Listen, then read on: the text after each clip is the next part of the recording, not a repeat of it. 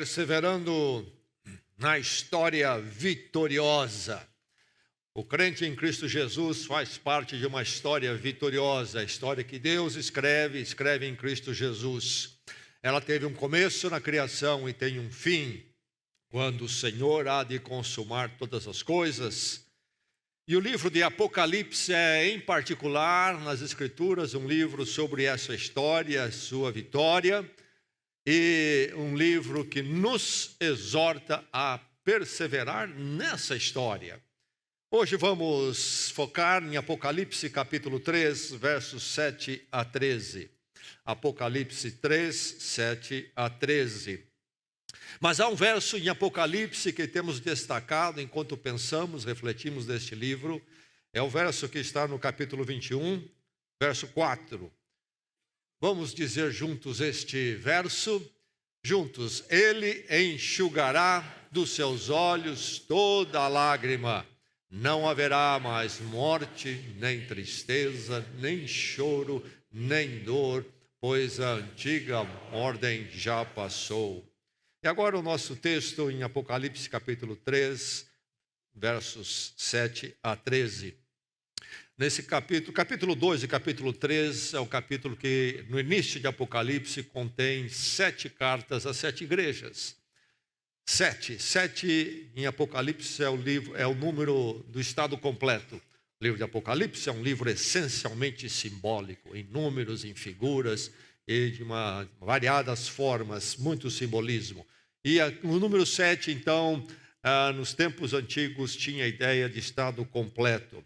7 igrejas, sim, igrejas físicas daquela época, igrejas reais, que compunham um círculo geográfico, se seguirmos a ordem dessas igrejas e essas cidades.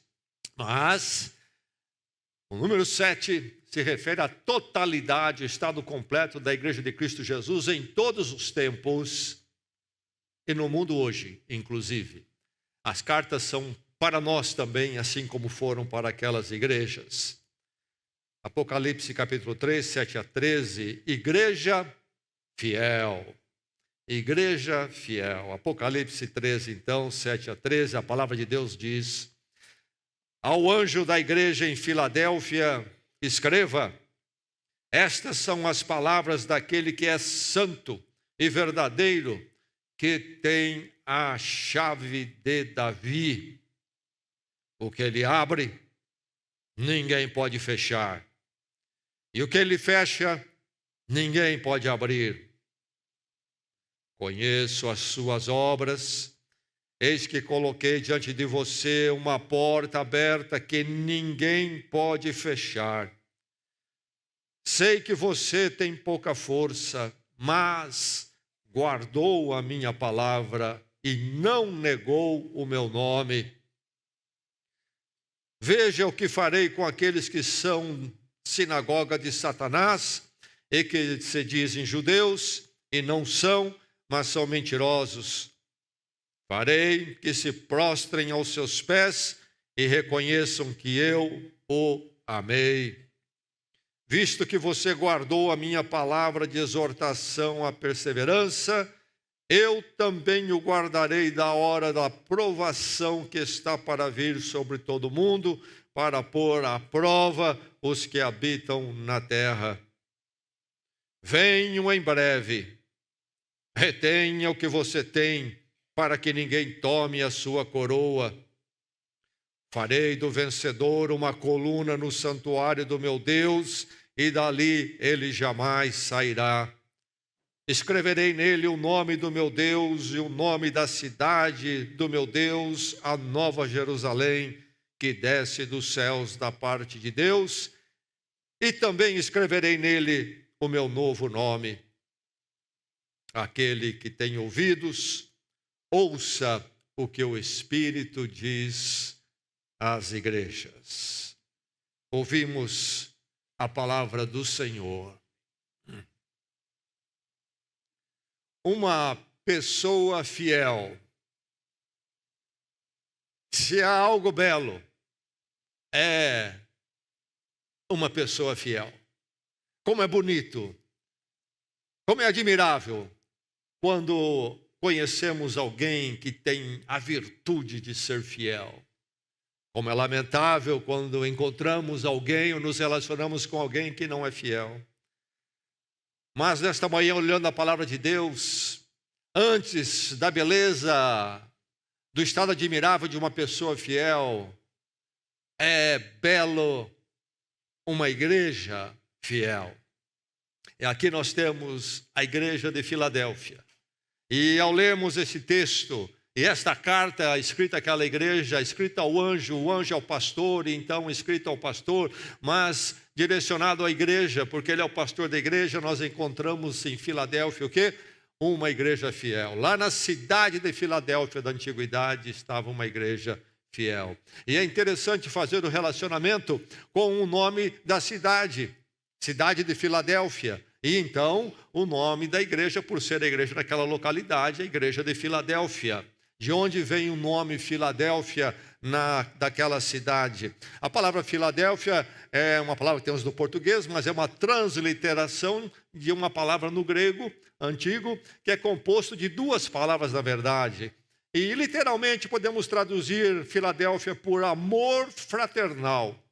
Amor fraternal. A cidade de Filadélfia, dentre as 7 cidades e igrejas então, mas das cidades que recebem as cartas, é a cidade mais nova, mais recente. Foi fundada em 189 a.C. pelo rei Eumenes, rei de Pérgamo, que ficava então próximo ali também, e havia um reinado ali regional. Eumenes era o rei, reinava na cidade de Pérgamo, e ele estabeleceu a cidade de Filadélfia. Mas quando ele estabelece Filadélfia em 189, ele dá um nome a ela em homenagem ao seu irmão Átalo. Ele chama Filadélfia de Atalia. E assim, então, ficou esse nome por um bom tempo. Esses dois irmãos, Eumenes e Átalo, tinham um relacionamento muito próximo, e um relacionamento visto como de muito amor um pelo outro, mas um amor então que resultava, como o amor sempre deve resultar, em fidelidade entre os dois, muita fidelidade. Chega o dia quando Eumenes falece e o seu irmão Átalo assume o reinado, e Átalo tinha o nome de Átalo, mas ele tinha um outro nome, como que um sobrenome. Átalo Filadélfio, isto é, aquele que ama o seu irmão, por causa do relacionamento entre ele e seu irmão Eumenes. E quando Átalo assume o trono, ele muda o nome de Atalia, que tinha um nome em homenagem a ele mesmo, dado pelo seu irmão Eumenes. Ele muda o nome de Atalia para Filadélfia, para honrar esse relacionamento tão próximo que havia entre eles, mas que a história nos revela, então, um relacionamento de amor que resultava em fidelidade um ao outro. Aqui nós temos a igreja de Filadélfia. E como paralelo é interessante porque ilustra de uma forma concreta aquilo que aconteceu com o nome da cidade. Nós encontramos em Filadélfia uma igreja que amava o Senhor, amava de verdade, e por isso não podia ser diferente. Era uma igreja fiel, é uma igreja fiel. O chamado da palavra de Deus para o seu coração, meu irmão, para o seu coração, minha irmã, nesta manhã é este: seja uma igreja fiel. O chamado para a igreja celebração nesta manhã é esta a chamada: seja uma igreja fiel. Que o Senhor permita que nós sejamos achados sempre na fidelidade, que não sejamos achados nem fracassarmos na fidelidade, em abandonarmos, em comprometermos os caminhos do Senhor em nossas vidas e na nossa vida como igreja, mas que você e todos nós possamos ser sempre uma igreja fiel. Pergunta ao seu coração nesta manhã: é você uma igreja fiel? Igreja, quem é a igreja? Quem é a igreja? Não olhe para o lado, não olhe para trás nem para frente. A igreja é você. A igreja é você. A pergunta, então, é muito relevante a você nesta manhã: é você uma igreja fiel ou uma igreja infiel? Quem é você? Então, nas respostas, vamos saber quem é a nossa igreja. Quem sou eu? Sou eu uma igreja fiel? É você uma igreja fiel? Somos uma igreja fiel ou não? O chamado, então, é muito relevante e precioso. Seja uma igreja fiel. Que cada um de nós, que esta igreja possa sempre ouvir esse chamado e atendê-lo e sermos achados na fidelidade. Seja uma igreja fiel. Como é que é uma igreja fiel? É uma igreja que persevera na fé. Seja uma igreja fiel, persevere na fé, sempre. Nós encontramos aqui a igreja de Filadélfia, uma igreja na firmeza, uma igreja firme. Diz o Senhor na avaliação dele: você guardou a minha palavra e não negou o meu nome. Você guardou a minha palavra e não negou o meu nome. Esta igreja perseverou no quê? Em ouvir a palavra de Deus, em acatar a palavra de Deus, em obedecer a palavra de Deus, em permanecer na palavra de Deus e, paralelamente, então foi fiel ao nome do Senhor Jesus, não negou o nome do Senhor de Jesus, seja qual fosse a situação, afirmaram ser do Senhor Jesus Cristo, salvos por Ele, afirmaram Ele ser o Senhor e Salvador deles em toda e qualquer situação. Firmeza, persevere na fé, isto envolve firmeza. Você guardou a minha palavra e não negou o meu nome. Mas perseverar na fé envolve, então, consequentemente, a constância. A constância, não ser alguém de um dia só, mas do sempre. Sempre, diz o texto, visto que você guardou a minha palavra de exortação à perseverança. O Senhor Jesus Cristo está dizendo que Ele exorta a nós, exorta os cristãos a sermos perseverantes, que a vida cristã é feita de perseverança, não é feita de um dia só. E Ele diz, vocês guardaram essa palavra minha. Visto que você guardou a minha palavra de exortação à perseverança. Eles ouviram o chamado do Senhor para perseverar. Você talvez diga, um dia eu fui um crente muito firme, não sou mais. O chamado do Senhor não é para ser um dia eu fui maravilhoso diante do Senhor, e depois a qualidade caiu, depois não fui mais fiel. Não, perseverar na fé envolve constância. Ser firme hoje, ser firme amanhã, ser firme no ano que vem, ser firme até que o Senhor venha ou Ele nos leve deste mundo. Persevere na fé, firmeza, constância e o preservar, então, o preservar da fé, do andar com o Senhor, visto que você guardou minha palavra de exortação à perseverança. Veja só, eles guardaram a palavra de exortação e perseverança, mas diz mais, retenha o que você tem, para que ninguém tome a sua coroa. Preservar. Guarde bem, retenha o que você tem, para que ninguém tome a sua coroa. Vamos lembrar que a palavra coroa aqui não se refere à coroa de rei. Nós não temos duas palavras para coroa no português, temos uma palavra só. Mas na língua grega antiga em que foi escrito o Novo Testamento, haviam duas palavras para coroa. Havia a palavra coroa para o rei, no sentido de poder, de governo, e havia outra palavra, coroa, para aquela que era usada para quem vencia nos jogos, que chamamos de olímpicos, que vem daqueles tempos na Grécia, o vencedor, aquela coroa de louro. Ou então um general, quando voltava da guerra, e ele voltava vitorioso, e havia a parada, o desfile militar, e ele então tinha na sua cabeça a coroa de vencedor, esta coroa feita de louros, uma coroa então vegetal, e é esta coroa que está se referindo aqui, a coroa de vencedor, retenha o que você tem para que ninguém tome a sua coroa, tire de você a vitória, você não chegar à vitória, você ficar aquém, lá está o atleta correndo no estádio, e ele vai bem nos primeiros metros, vai bem em seguida. Mas chega um momento, ele que talvez esteja até na dianteira de todos, para de correr, ou começa a correr de uma forma reduzida. A vitória que era dele, a coroa que era dele, não é mais. E que não aconteça comigo, com você, com essa igreja, isto também. Mas que possamos preservar aquilo que nós temos, a vitória no Senhor Jesus Cristo. A palavra de Deus diz que a vitória é daquele que for até o fim. Então, persevere na fé. Perseverar na fé é o caminho da igreja fiel. Mas a igreja sabe da sua luta. Você sabe da sua luta. Nós sabemos do desafio que é para nós perseverarmos na fé. É somente na nossa força que haveremos de perseverar? Certamente que não. O ensino das Escrituras é muito claro. Nós haveremos de perseverar enquanto nós dependemos da graça e misericórdia do Senhor e não das nossas forças em primeiro lugar. E aí está a maravilhosa mensagem. O chamado para sermos uma igreja fiel é um chamado que também diz: conte com o sustento. Conte com o sustento. O Senhor Jesus Cristo, na ação do Espírito Santo, que é a presença de Deus e Cristo em nós, promete nos dar o sustento se olharmos para Ele, nas nossas limitações. Aqui está uma igreja, a igreja de Filadélfia, que era uma igreja como eu e você, porque o texto diz: sei que você tem pouca força.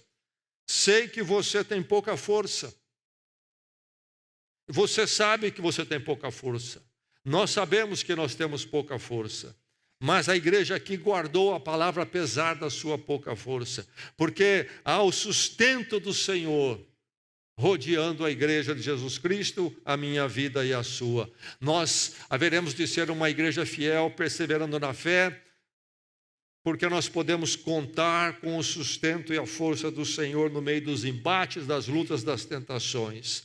É grande a promessa aqui. Qual é a promessa? Eu também aguardarei da hora da provação que está para vir sobre todo o mundo, para pôr à prova os que habitam na terra. O texto fala aqui em Apocalipse de uma hora da provação.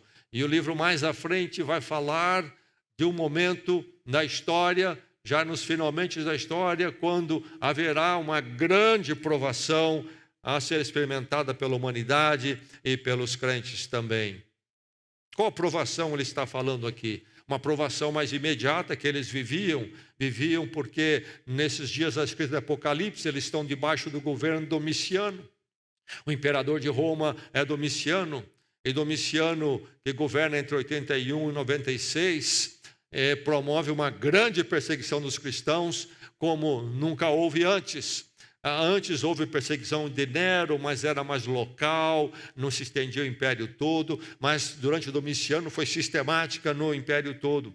Então a palavra de João talvez se aplique a eles diante da perseguição desses dias de Domiciano, mas se refere também a todo momento de perseguição que o crente e a igreja sofre, e algumas vezes de forma especial na história da igreja, ainda nesses dias nós temos irmãos nossos debaixo de uma grande provação em países que têm um regime político fechado e anticristão. Há cristãos presos por causa da fé nesta manhã de domingo.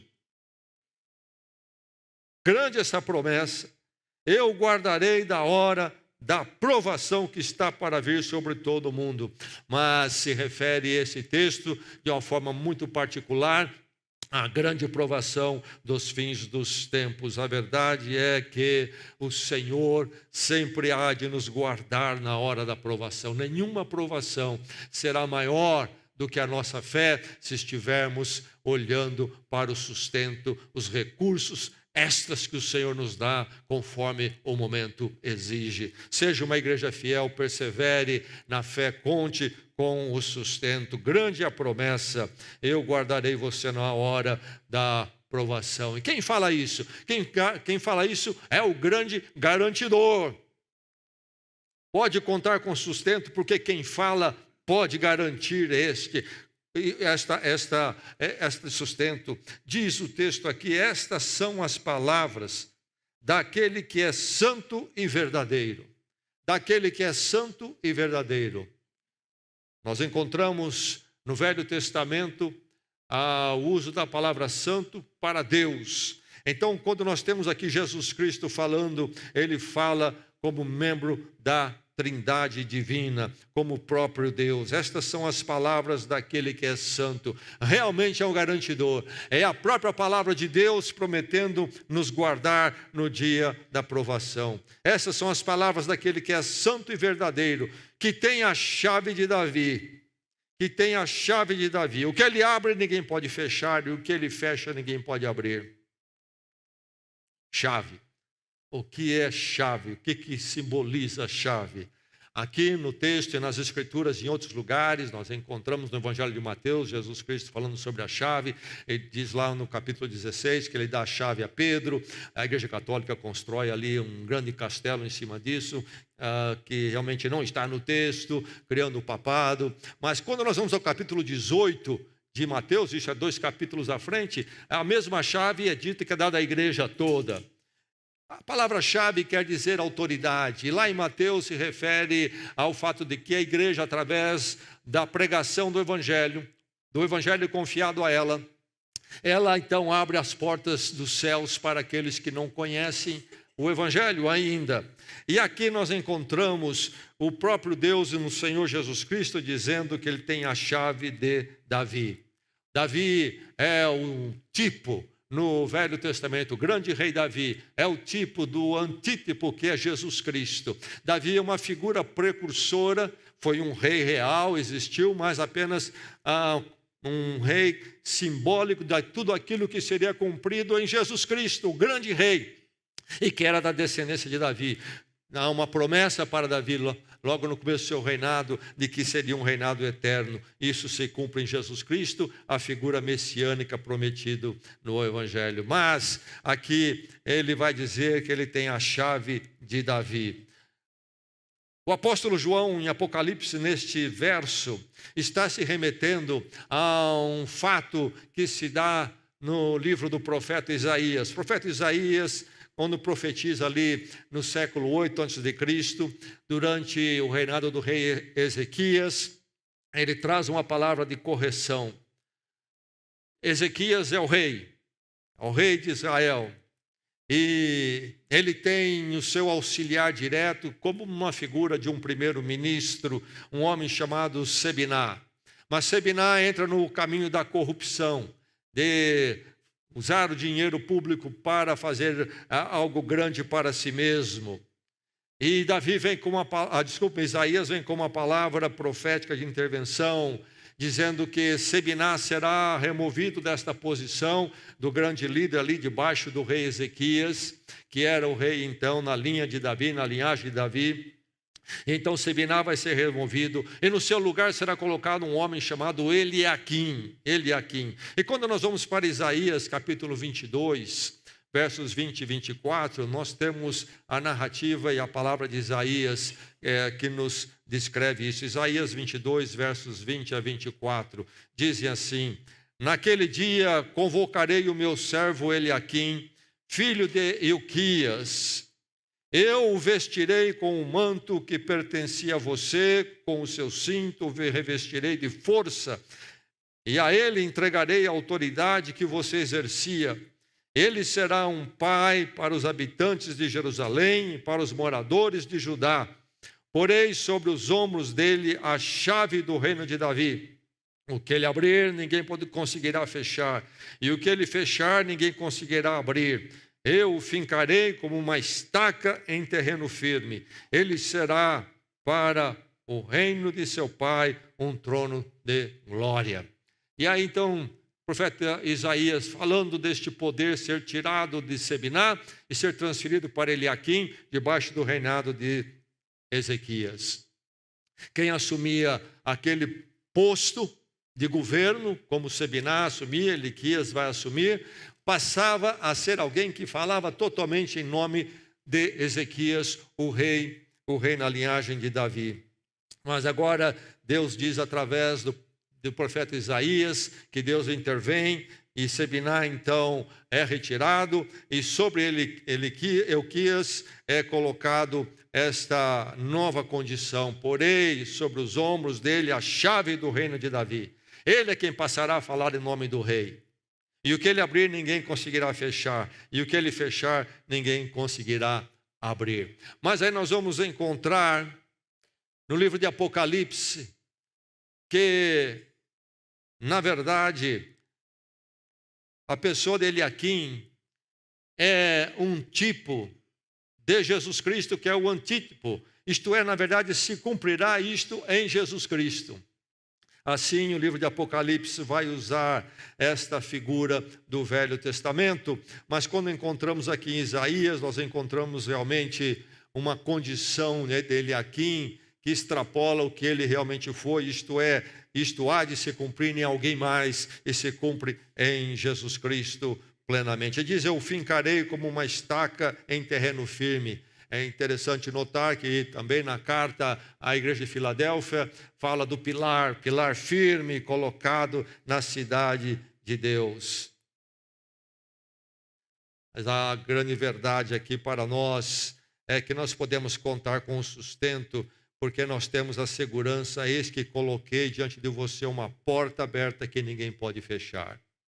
Este que tem a chave, isto é autoridade total. Quem tem a chave tem autoridade total, ela não somente é um instrumento de poder, porque abre fisicamente a porta, mas quem tem autoridade de usá-la ou não. E o Senhor Jesus Cristo diz, ele tem a chave de Davi, do cumprimento das promessas feitas ao rei Davi, que se cumpriria no Messias, e ele é o cumprimento disto. Então nós temos essa segurança toda, podemos contar com o sustento do Senhor, porque Ele pode garantir, Ele nos dá a segurança. Eis que coloquei diante de você uma porta que ninguém pode fechar. E aí então surge o debate, que porta é esta? Que o Senhor colocou diante da igreja de Filadélfia e coloca diante de nós também. Alguns diriam que é algo relacionado a missões, que aquela igreja teria uma grande missão de evangelizar aquela região. Mas nós vamos encontrar o conceito, a ideia, a figura de porta, o símbolo de porta em Jesus Cristo, em João, Evangelho de João, capítulo 10, quando Jesus Cristo fala que Ele é o bom pastor e que nós somos as suas ovelhas, Ele vai falar da porta, porque havia o aprisco, onde se guardava as ovelhas, especialmente à noite. De dia, o pastor levava as ovelhas para pastarem nos campos. À noite ele trazia para um lugar seguro, fechado, o aprisco, e lá tinha a porta. O pastor controlava a porta, e o pastor vigiava a porta para que, por exemplo, nenhum lobo entrasse à noite ali para então devorar uma ovelha. E o Senhor Jesus Cristo vai dizer, eu sou a porta. Não somente Ele é o pastor, mas Ele é a porta da segurança para nós. Quem entra por mim será salvo e achará pastagem. Quem entra por mim será salvo e achará pastagem. João capítulo 10, versos 7 e 9. Então, alguns diriam que é missões. Jesus Cristo mesmo pode ser a porta aberta diante de nós, que ninguém pode fechar. Mas vamos encontrar um cumprimento pleno disso, na verdade. É no reino de Deus que há de ser consumado no fim dos tempos. E nós faremos parte deste reino. Isto é, em Jesus Cristo que é a porta. E que então, em quem nós temos a salvação, quem entra por mim será salvo. Nós temos a garantia de que a porta do reino de Deus está aberta para nós eternamente. E essa porta nunca será fechada para nós. Eu sou aquele que abre e ninguém fecha. E eu abri a porta do reino para vocês. Eu sou a porta, quem entrar por mim será salvo. A grande promessa do reino de Deus para nós, segurança. Segurança. Porque o próprio Deus em Cristo Jesus nos assegura.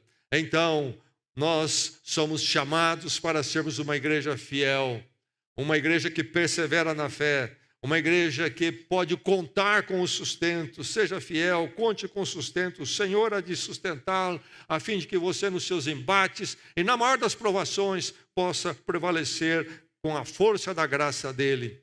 Seja uma igreja fiel. Aguarde a vitória. Caminhe aguardando a vitória sempre. Meu irmão, minha irmã, a luta pode ser grande, mas nenhuma luta, nenhum embate tem a última palavra sobre as nossas vidas. Nem mesmo a morte. A última palavra do Senhor, aquele que abre a porta e ninguém fecha. Aquele que tem a consumação do reino nas suas mãos. Nós devemos caminhar olhando para a vitória. O texto fala da coroa. Já falamos que essa coroa é a coroa particularmente do vitorioso esportivo. E eu falei da figura do corredor, do atleta que corre. O atleta que corre precisa ter seus olhos fixos onde? Na linha de chegada. Na linha de chegada. E saber que cada passo é um passo mais perto da linha de chegada. E eu e você também devemos caminhar nessa vida. Em cada passo sabendo que estamos mais perto da linha de chegada, na grande vitória. Seja uma igreja fiel. A igreja fiel é aquela que aguarda a vitória. Ela mantém seus olhos firmes na reta final e no ponto de chegada da consumação do reino. Meu irmão, todas as coisas estão passando, inclusive em nossas vidas. E qual é o sentido de tudo isto? Qual é o sentido de tudo isto? Esse belo automóvel que você quer comprar, ou que você já comprou, vai passar. A sua casa vai passar. Está ficando velha, aliás. Tudo passa. Qual é a vitória? Há alguma vitória nos aguardando? Ou é só ver passar até que finalmente tudo desaba? Ah, maravilha, verdade, Apocalipse, perseverando na história vitoriosa. O Senhor é vencedor e Ele nos chama para a sua vitória. Temos que aguardar a vitória, seja uma igreja fiel, aguarde a vitória. O cumprimento está determinado, Jesus Cristo diz aqui no texto que para a igreja, venham em breve, venham em breve. Lembrando que no livro de Apocalipse em particular, em outros lugares nas Escrituras, essa brevidade não é de tempo, mas de acontecimentos. Isto é, Jesus Cristo já veio, cumpriu-se as profecias messiânicas do Salvador, veio ao mundo.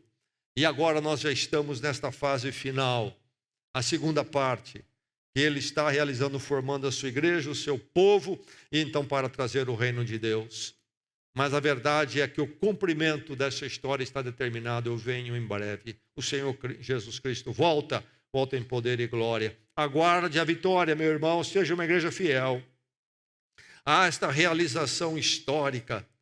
Diz o Senhor aqui para a igreja de Filadélfia: veja o que farei com aqueles que são sinagoga de Satanás, e que se dizem judeus e não são, mas são mentirosos. Farei que se prostrem aos seus pés e reconheçam que os amei. Primeiramente, notando aqui, a sinagoga é chamada sinagoga de Satanás. Muitos crentes de Filadélfia eram judeus e, ao se converterem, sabemos que isso acontecia, eles devem ter sido expulsos da sinagoga. E os judeus diziam: vocês cristãos não são nada, nós somos judeus, nós somos da descendência do patriarca Abraão que Deus chamou. Nós é que somos, então, o povo de Deus. Vocês não são nada. E o Senhor Jesus Cristo está aqui mostrando o grande equívoco dos judeus. E eles se tornam mentirosos e até uma sinagoga de Satanás, porque eles se tornam partidários do erro e contrários à verdade, de que o povo de Deus é aqueles que estão em Jesus Cristo. Podemos chamar o novo Israel. Israel falhou, mas no Messias, Jesus Cristo, Israel realiza a vitória. E nele então é formado o grande povo de Deus. Judeus e gentios não judeus são chamados para compor o povo de Deus. Mas esta expressão forte aqui chama atenção. Farei que se prostrem aos seus pés e reconheçam que eu o amei. De onde vem isto? Quando nós olhamos passagens, mais de uma, mas vamos destacar uma no profeta Isaías, o grande profeta messiânico, o profeta que fala do Evangelho, a vinda do Messias, o servo do Senhor, fala da vinda de Jesus Cristo. Isaías 60:14 diz o seguinte, Isaías 60:14, os filhos dos seus opressores virão e se inclinarão diante de você, todos os que a desprezaram se curvarão aos seus pés e a chamarão cidade do Senhor, Sião do Santo de Israel. Então, Isaías já fala desta visão futura, que haveria de se cumprir, quando o povo de Deus seria reconhecido diante da humanidade. A humanidade haveria de reconhecer a vitória de Jesus Cristo e então a vitória do povo de Deus. Algo para o futuro a ser cumprido. E agora então nós temos em Apocalipse a volta a este tema, mas revelando que isto se cumpre na igreja de Jesus Cristo, aquele que vem para salvar judeus e também quem não é judeus, gentios. Mas os gentios que recusam Jesus Cristo, assim como os judeus que recusam Jesus Cristo, perdem o seu lugar neste povo vitorioso que participa da vitória de Jesus Cristo. Esse povo que será reconhecido por toda a humanidade como povo vitorioso, porque é o povo daquele que é vitorioso, Jesus Cristo. Nós encontramos em Gálatas, por exemplo, a carta do apóstolo Paulo em Gálatas, escrita, obviamente, depois de Jesus Cristo, e nos explicando isto, como é em Jesus Cristo que surge, então, o verdadeiro Israel, o novo Israel. Capítulo 3, versos 7 e 9 de Gálatas. Estejam certos, portanto, de que os que são da fé em Cristo, estes é que são filhos de Abraão.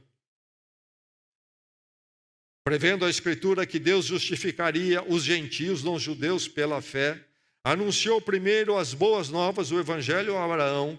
Por meio de você, disse Deus a Abraão, por meio de você todas as nações serão abençoadas. Assim, os que são da fé são abençoados juntos com Abraão, homem de fé. Então, a partir de Jesus Cristo, aqueles que creem em Cristo passam a ser descendentes de Abraão. Descendentes de Abraão não são mais aqueles da descendência sanguínea, mas da descendência de fé. Assim como Abraão creu nas promessas do Senhor, que haveria um dia quando, através dele, seriam abençoadas todas as nações, todas as famílias da terra. Aqueles que creem nessa fé, no cumprimento dela em Jesus Cristo, são descendência de Abraão, isto é, compõe o verdadeiro Israel do Senhor. Ainda no capítulo 3 de Gálatas, versos 27, o apóstolo Paulo diz: e se sois de Cristo, então sois descendência de Abraão e herdeiros conforme a promessa feita a Abraão. Então aí está a grande verdade que os judeus recusaram, quando eles deveriam ter recebido Jesus Cristo, que foi um deles, foi um judeu, e veio para o cumprimento das promessas feitas a eles pelos profetas. Eles negam Jesus Cristo, não aceitam e perdem o lugar na grande obra de Deus, que começa com Israel, mas para depois formar um grande povo de todas as nações. E eles ficam de fora e se tornam sinagoga de Satanás. Mas então o Apocalipse, aqui a carta a Filadélfia, vai dizer o quê? Que um dia a humanidade há de reconhecer que nós somos o povo de Deus em Cristo. E há de reconhecer, inclusive esses judeus haverão de reconhecer que eu o amei. Que em Cristo Deus tem amado a sua igreja. E por isso ela é especial. Vale a pena lembrar o texto de Filipenses, capítulo 2, versos 9 a 11, quando o apóstolo Paulo canta sobre a encarnação, como que Deus veio em Cristo a nós e se tornou homem, e vai dizer em seguida: por isso Deus o exaltou à mais alta posição. Ele deu o nome que está acima de todo nome, para que ao nome de Jesus se dobre todo joelho, nos céus, na terra, debaixo da terra, e toda língua confesse que Jesus Cristo é o Senhor, para a glória de Deus Pai. Chegará o dia quando todos nós, povo de Deus, saberemos de dobrar diante do Senhor Jesus Cristo em alegria, louvor e adoração. Mas muitos também dobrarão seus joelhos de forma consternada e amarga. Aquilo que nós negamos sempre era verdade. E é sobre isto que o texto da carta a Filadélfia está falando. Veja o que farei com aqueles que são na sinagoga de Satanás e que se dizem judeus e não são, mas são mentirosos. Farei que se prostrem aos seus pés e reconheçam que eu o amei. Há uma vitória por vir. A vitória do Senhor. E nós somos dele, participaremos desta vitória fazemos parte integrante desta vitória. Há uma realização definitiva, meu irmão, minha irmã. Grande é essa vitória. Farei do vencedor uma coluna no santuário do meu Deus, e dali ele jamais sairá. Escreverei nele o nome do meu Deus e o nome da cidade do meu Deus, a Nova Jerusalém, que desce dos céus da parte de Deus. Eliaquim foi fincado com uma estaca, e agora diz que nós, em Cristo, somos como uma coluna no santuário de Deus. É interessante que o livro do Apocalipse, no final, fala da Nova Jerusalém e diz que lá não há um templo, porque a cidade toda se torna um templo. A presença de Deus está ali. Então, nós somos colocados como coluna nesse novo santuário na Nova Jerusalém. O que é ser colocado como uma coluna? É estar firmemente calcado e estabelecido para nunca mais ser removido. Essa é a coluna. Essa é a coluna. Então nós seremos colocados ali. E o nome do meu Deus será escrito nessa coluna. Isto é, quando o nome é colocado, quer dizer, é propriedade, pertence a Ele. Pertence a Ele. É um estabelecimento eterno em Deus. E também o nome da cidade do meu Deus, a Nova Jerusalém, estará nessas colunas. Isto é, cidadania.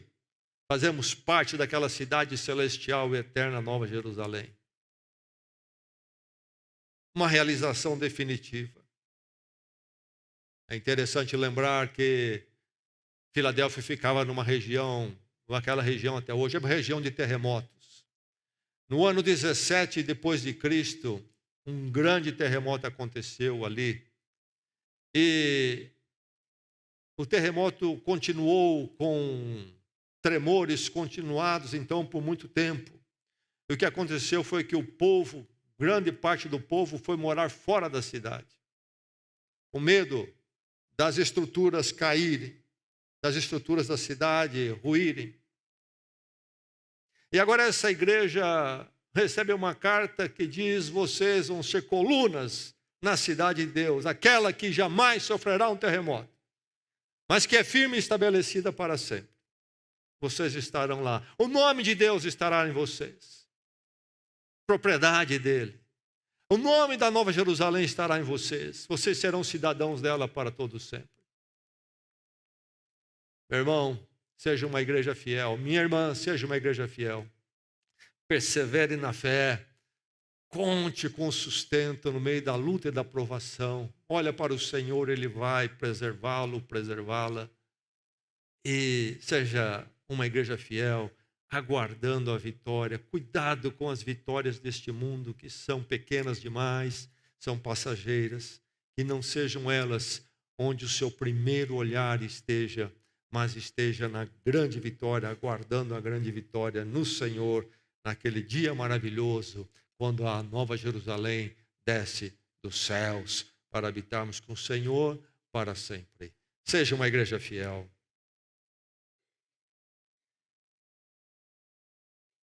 O verso 8 diz: conheço as suas obras. Eis que coloquei diante de você uma porta aberta que ninguém pode fechar. Sei que você tem pouca força, mas guardou a minha palavra e não negou o meu nome. Você é uma igreja fiel? É mesmo. Somos uma igreja fiel. Que pela graça de Deus possamos dizer sim nesta manhã. E sejamos sempre achados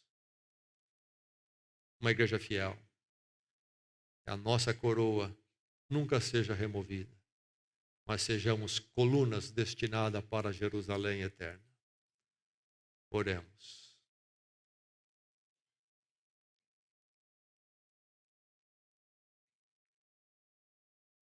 Senhor, faça-nos dignos da chamada da Tua palavra e diante dos Teus olhos possamos ser vistos como uma igreja fiel, assim como a igreja de Filadélfia. E que nós sejamos perseverantes então. Ó Deus, fortalece aquele que está fraco. Anima, Senhor, aquele que está claudicante. Senhor, põe-nos em pé. Faça de nós um povo digno do Teu nome. Diante de tantas atrações e tentações no mundo atual. Que jamais venhamos a vacilar, Senhor, no nosso compromisso com o Teu nome e a Tua palavra, com a Tua igreja. Que a Tua fidelidade seja nossa também.